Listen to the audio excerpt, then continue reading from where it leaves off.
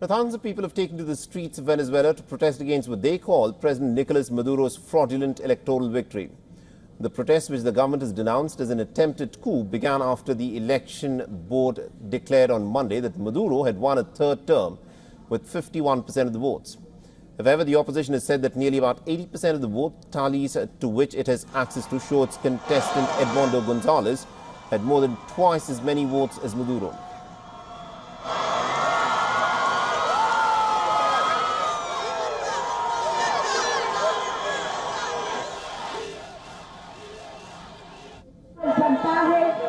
De que defender la verdad es violencia. Violencia es ultrajar la verdad. Violencia es pretender desconocer la soberanía popular que ya decidió el pasado domingo. No crean que nadie va a aceptar ahora, no crean que vienen a ajustar o a cambiar actas. Las actas originales oficiales ya las conocemos y el mundo entero las ha visto. The footage that was shared on social networks showed protesters tearing down statues of Chavez in several Venezuelan cities, and according to reports, at least 5 statues were destroyed during the anti-government protests. The clashes have resulted in the death of at least about 11 people, and according to the Venezuelan authorities, at least 749 people have been detained amidst recent protests. The detainees are being charged with offences such as public intimidation, incitement to hatred, and in more severe cases with terrorism.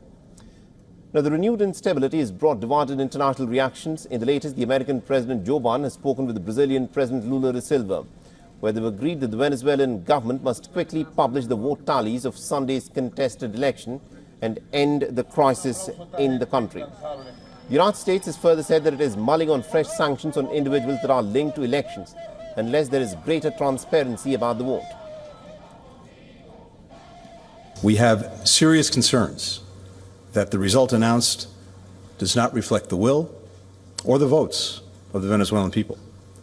It's critical that every vote be counted fairly and transparently, that election officials immediately share information with the opposition and independent observers without delay, and that the electoral authorities publish the detailed tabulation of votes. Meanwhile, Brazil's government on Monday hailed what it called the peaceful election day in Venezuela and said that it was closely monitoring the vote count. A slew of Latin American leaders have also cast a bit of a doubt on the election results, demanding for a complete review of the poll results.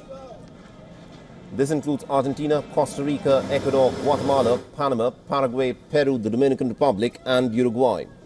Now, in response, the Venezuelan government has announced the withdrawal of all diplomatic staff from the embassies of these Latin American nations. Meanwhile, Copa Airlines on Tuesday said that Venezuela had decided to temporarily suspend all commercial flights between Panama and Venezuela beginning on Wednesday evening.